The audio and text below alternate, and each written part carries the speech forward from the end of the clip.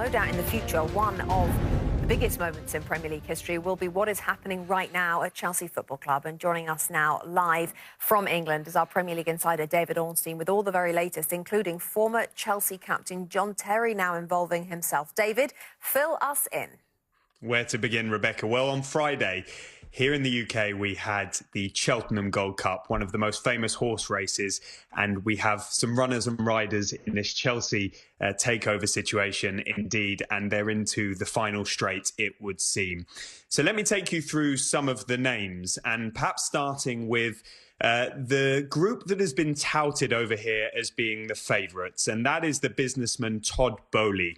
Of course, you will know him very well because he is the part owner of the LA Dodgers, and he's done very well with them. He's partnered, in this case, with a Swiss billionaire, Hans-Jörg Weiss, and a number of others have come on board too to give this a bit of a Chelsea flavour, the likes of Daniel Finkelstein, who has government links, potentially crucial too, and Barbara Sharone, who is a PR executive, very famous. She's represented the likes of Madonna and is a Chelsea fan as well. Sticking with the USA, and you've got the Cubs, Chicago Cubs ownership family, the Ricketts. Now, crucially with their bid, they have a great track record in redeveloping a stadium, which is going to be crucial because of the Stamford Bridge situation. Chelsea need to do the same, and they know all about that from Wrigley Field. They're said to have huge backing from Ken Griffin, who, of course, is a Chicago-based billionaire in terms of his financial background.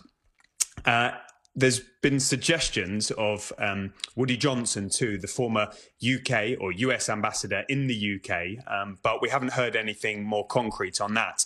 If we bring it over to the UK, you have Martin Broughton, a famous British businessman who was for a period the chairman of Liverpool, and he has brought together a group that includes Sebastian Coe, Lord Seb Coe, who's a former Olympian and prominent within British sport. They are both big Chelsea fans. Suggestions of finance from Josh Harris and David Blitzer, who are involved at Crystal Palace. If they are to come across, they would have to sell their shareholding in Crystal Palace. That may be complicated.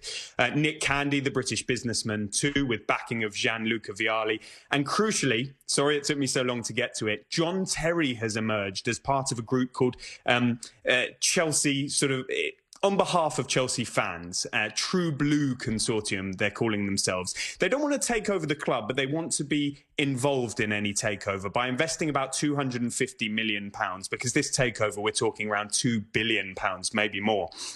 And they want to make sure Chelsea have fans at the heart of what they do by being a 10% shareholder, and fans could pay maybe £100 for shares to be part of it. So that's an interesting concept that has come up over the last 48 hours or so. And it brings me on to the point of fans, because whoever says to the British government that we are going to put fans at the heart of this will potentially play a crucial role here. This is all in the hands of Rain Bank on behalf of Roman Abramovich, and they are the New York-based merchant bank who set Friday's deadline, 9 p.m. in the UK, and they're now going to whittle it down to, we think, 3 or 4 candidates of who's going to be the Chelsea owner. We should hear an outcome in the coming weeks to solve a very serious situation for Chelsea Football Club. Hi there, I'm Rebecca Lowe, studio host for NBC's coverage of the Premier League. Don't forget to hit subscribe to watch highlights all season long, and be sure to tune in for Premier League mornings every weekend at 7 a.m. Eastern. And for even more content, head over to Peacock, where we've got live games, original series and a dedicated round-the-clock Premier League channel featuring studio shows, classic matches and much more.